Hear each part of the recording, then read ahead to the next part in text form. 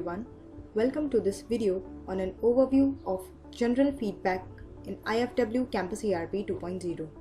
During this video, you will have a look and feel about the product. In the module list at the left, there is a module utility under which lies the general feedback and my feedbacks forms. Let's see these two forms in ERP and their functioning. First comes the my feedbacks. My feedbacks is a general form available to all the roles, whether student, their parents, employees or admin. They can give a general feedback about anything related to the institute. They have to click on add new. They can select the categories in which you have to give the feedback. These categories flow from the code master. For example, you want to give a feedback related to academics.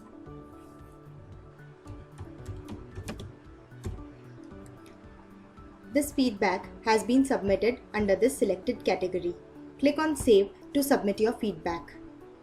So this is how the feedback has been submitted under a selected category. We have given the feedback.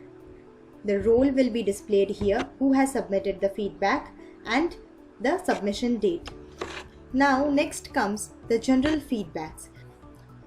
General feedbacks, this is the form which shows the feedbacks submitted by the various users. The admin can check all these feedbacks which have been submitted by various users. All the categories will be displayed here under which the feedback has been submitted.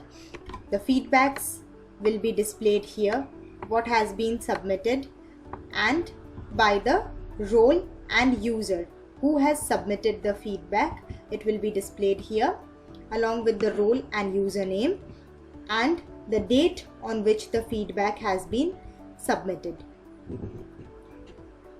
If the admin wants, he or she can delete any feedback using this delete button. Export and Export Plus buttons are given here to generate the reports. The reports will be generated in HTML, PDF, Excel and CSV. Let's see one report, how we can generate a report using Export Plus. All the fields will be listed here in this column. You can choose the fields you require and you can align them in the order in which you require. You can use the options given here like serial numbers, sorting options, like we have sorted it by feedback category. You can set the page orientation, you can set the paper size, you can set the column alignments, you can give the page margins,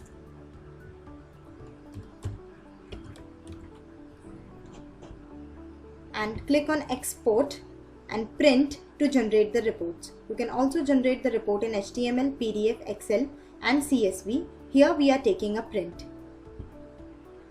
This is how the report has been generated using Export Plus with all the details along with the feedback category, the feedback, the user who has submitted the feedback and the user details.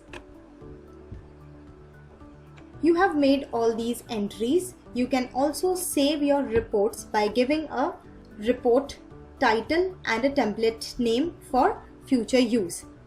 For example, here we have given a report title and a template name. Click on this Save button to save all these settings which you have selected. Next time, whenever you come to this report,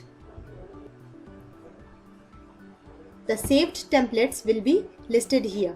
You can select the template, all your settings will be displayed. You don't have to make all these selections again when you require the report.